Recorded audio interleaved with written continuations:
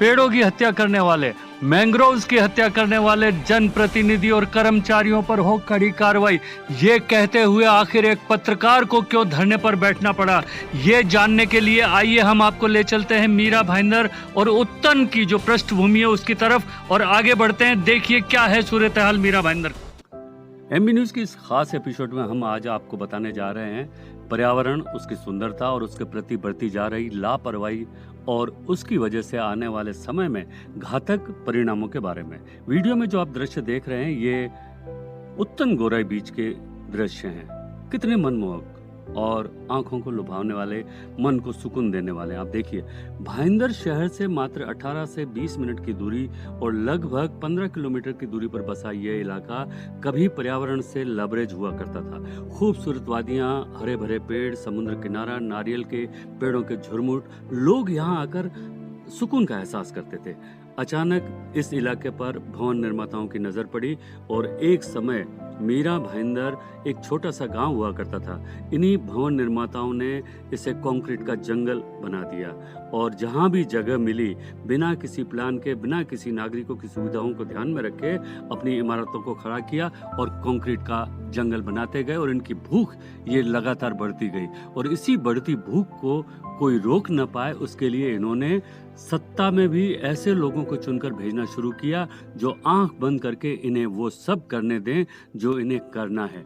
जनता से झूठे वादे करते गए, अपने साम्राज्य को बढ़ाते गए। जब मीरा भाईंदर शहर को पूरा पाट दिया इन्होंने, जहां 1 इंच भी जगह नहीं बची, तब इनकी नजर इस खूबसूरत इलाके पर गई जहां सारे प्रतिबंधों की अवहेलना करके हाई कोर्ट के निर्देशों का उल्लंघन करते हुए इसे भी अब कंक्रीट के जंगल में तब्दील करने के दिन रात जुटे हुए हैं। और उनके इस महत्वाकांक्षी पैसों की भूख के बीच जो भी बाधा आई उसे सत्ता से पैसा और पैसों से सत्ता की तर्ज पर रास्ते से हटाते गए और आगे बढ़ते गए। लेकिन कभी कभार कोई जागरूक नागरिक इनके लिए चुनौती बनकर खड़ा हो जाता है।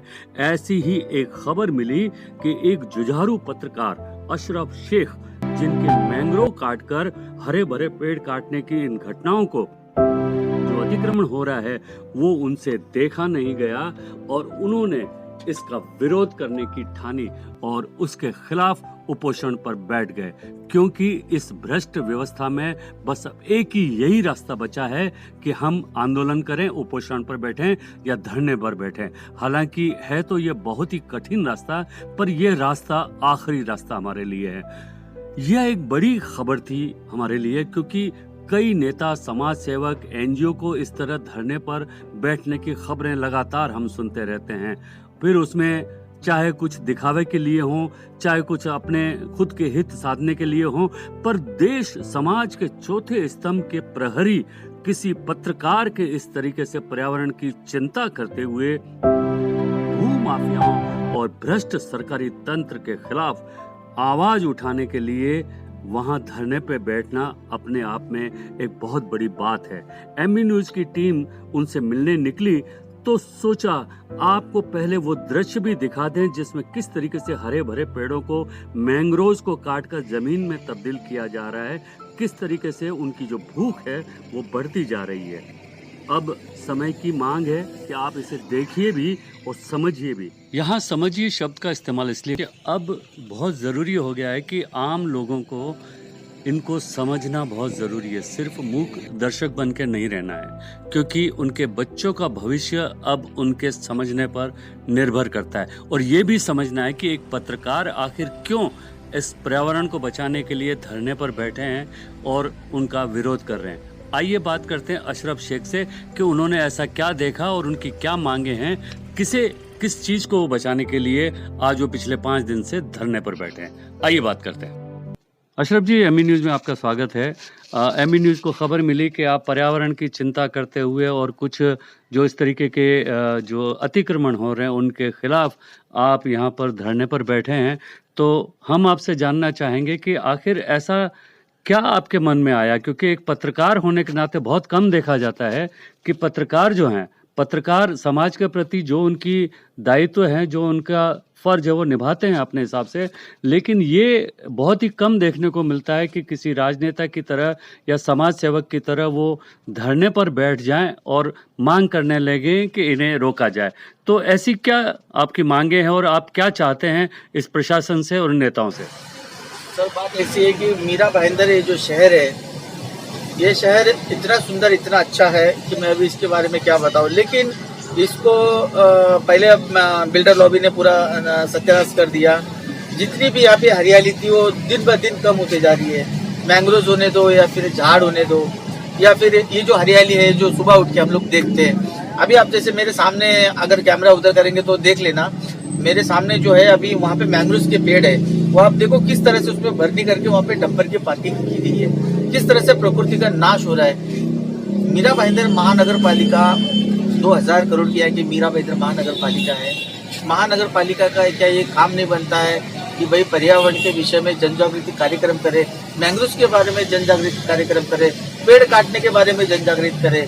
और मीरा भाईंदर महानगर पालिका के जो भी अधिकारी उनको ये भी पता होना चाहिए कि जो झाड़ आप लगा रहे उसका क्या पर्यावरण के लिए फायदा है या फिर ऐसे शो पीस है, उस पर भी कहीं ना कहीं ध्यान देना। जन जागृति तो दूसरी बात आ गई। ये हमारा कानून क्या इसकी इजाजत देता है इस तरीके के पेड़ काटना और मैंग्रोव के जो काटने की जो है वो उस पे हमारे देश का संविधान के अंदर एक कानून बना हुआ है। और हम लोग देख रहे हैं मीरा भाईंदर के अंदर बहुत सारे बिल्डरों ने, यहाँ तक कि आपने देखा होगा यहाँ पूनम सागर का जो इलाका है वहाँ पर छोटे छोटे मैंग्रोव को काट करके, इवन कई जगह पर हमने देखा है कि खुद महानगर पालिका की जो प्रशासन है, मीरा भाईंदर का प्रशासन है, उसने मैंग्रोव काट कर यहाँ पर बाथरूम और ऐसे सुलभ शौचालय बनाए हैं। तो लेकिन एक चीज अशरफ भाई देखने को मिल रही है कि इस तरीके से अतिक्रमण हो रहा है, लेकिन हमारे यहाँ पर बहुत सारे एनजीओ हैं, बहुत सारे राजनेता हैं, कभी किसी को आवाज उठाते नहीं देखा। क्या वजह है?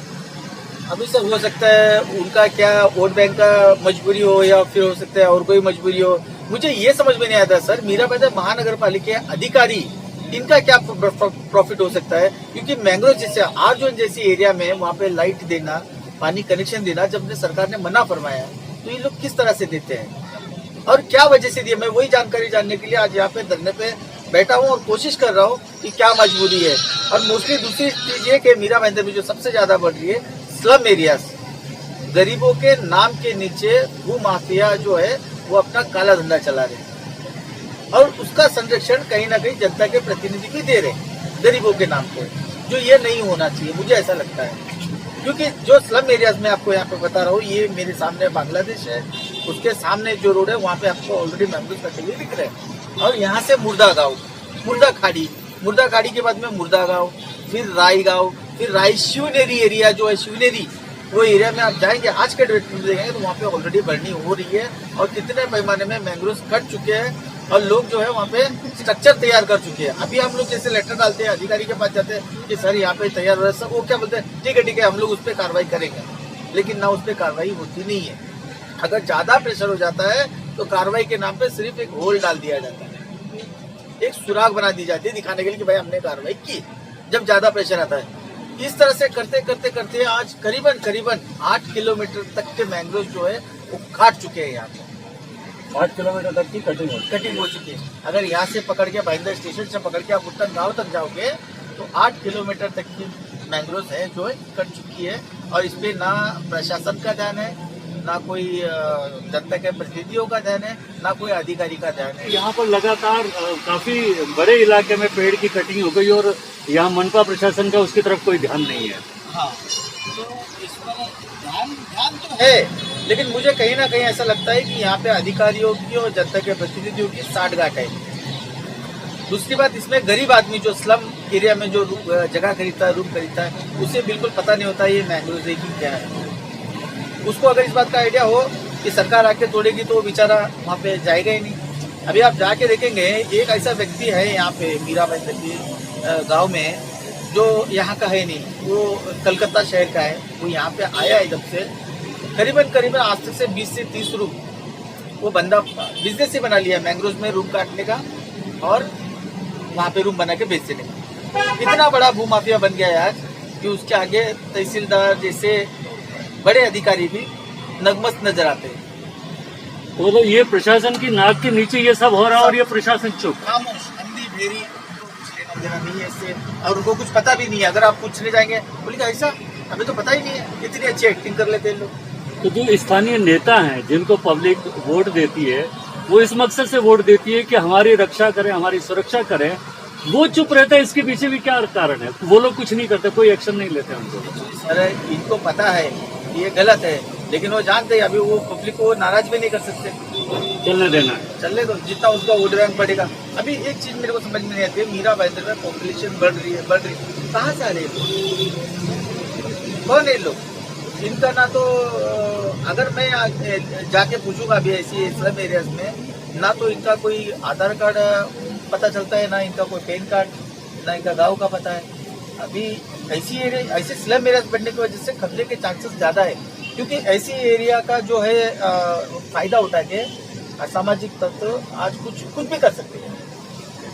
बिल्कुल। अब ये अशोक भाई, अगर मेरी जानकारी के हिसाब से अगर मैं बताऊं आपको, ये आजकल की बात नहीं है, ये पिछले कई सालों से ऐसा चल रहा है। और उसमें जैसल पार्क की खाड़ी से लेकर के आपकी गोराई की खाड़ी से लेकर पूनम सागर, मीरा रोड, हर जगह पर ये हो रहा है। और उसमें नेताओं की कहीं ना कहीं दिलचस्पी है या क्या है, ये समझ में नहीं आ रहा। ये तो आने वाले समय में पता चलेगा, लेकिन ये चुप क्यों, ये सबसे बड़ा सवाल है। मुझे लगता है सर एक बड़ा प्लान है इसमें, बिल्डर्स और नेता और अधिकारियों का कहीं ना कहीं आगे जाके, मतलब इस्लाम एरिया जो है लोग ध्यान नहीं देते उस पर, और लास्ट में जाके वो बिल्डर लॉबी में ही मिलता है।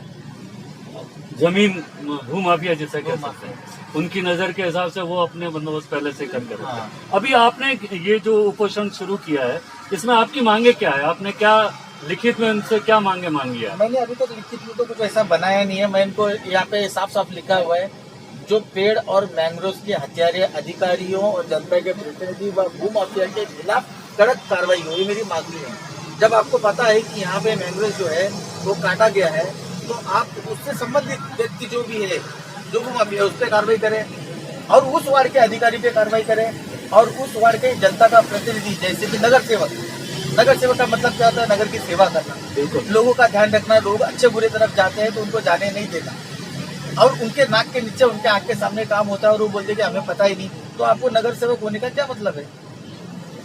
या तो आप झूठ बोल रहे हैं। अगर आप झूठ बोल रहे हैं तो आप गुनाह दाखिल होना चाहिए। मेरा ऐसा मांगनी है। बिल्कुल, ये कानूनन अपराध है। ये जो मैंग्रोव तोड़ना, पेड़ काटना और इस तरीके से खाड़ी इलाके को जबरदस्ती कब्जा करना, ये हमारे संविधान में, हमारे कानून में एक गुनाह की श्रेणी में आता है। ये बताइए, अगर जब कोई अधिकारी ज्यादा प्रेशर गिरने के बाद में वो बाहर निकलता है कार्रवाई करने के लिए, वो इतना ताम झाम लेके जाता है और जनता का उसमें पैसा लगता है, और वहां जाने के बाद में प्रॉपर आप उसको पूरी तरह से ग्राउंड लेवल से खत्म करके वहाँ पे या बॉर्डर या कुछ ऐसा बना देना चाहिए ताकि पब्लिक वहाँ पे वो दोबारा ना कर सके।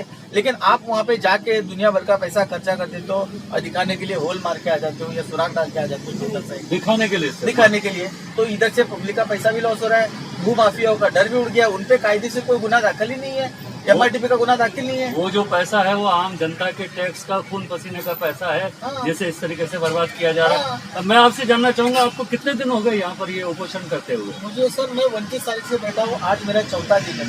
4 दिन में प्रशासन की तरफ से किसी नेता ने आपसे संपर्क किया? देखिए सर, मैंने सब किसी को लेटर दिया हुआ है, पुलिस स्टेशन को भी लेटर दिया है। जनता का प्रतिनिधि में से तो ज्यादा से ज्यादा एक जो अभी सरकार में है ही नहीं, उनका नाम तो जैसे जो पावर में नहीं है। हाँ, मैं उनकी बात कर रहा हूँ, जो पावर में नेता है या प्रशासन है या पुलिस का कोई अधिकारी है, किसी ने आपसे संपर्क अभी तक नहीं साधा? नहीं, यहाँ पे कोई आया नहीं है, और ना अभी रात को मैं अकेला बैठा रहता हूँ। आप देखते हैं किस तरह का स्लम एरिया आजू बाजू में, यहाँ पे काफी डरावना सा माहौल बना रहता है। दूसरा डरावना सा माहौल, भू माफिया जो है ये कुछ भी कर सकते, किसी भी हद तक जा सकते। तो आपने अपनी सुरक्षा के लिए पुलिस से कुछ मांग की है? मैंने मांग नहीं किया था, लेटर भी दिया था, लेकिन आज 4 दिन हो गया, मुझे वो सुरक्षा नहीं मिल रही है। पता नहीं, इसके पहले भी मैं 2 आंदोलन कर चुका हूँ, तभी भी मुझे सुरक्षा नहीं मिली थी और आज भी नहीं मिली।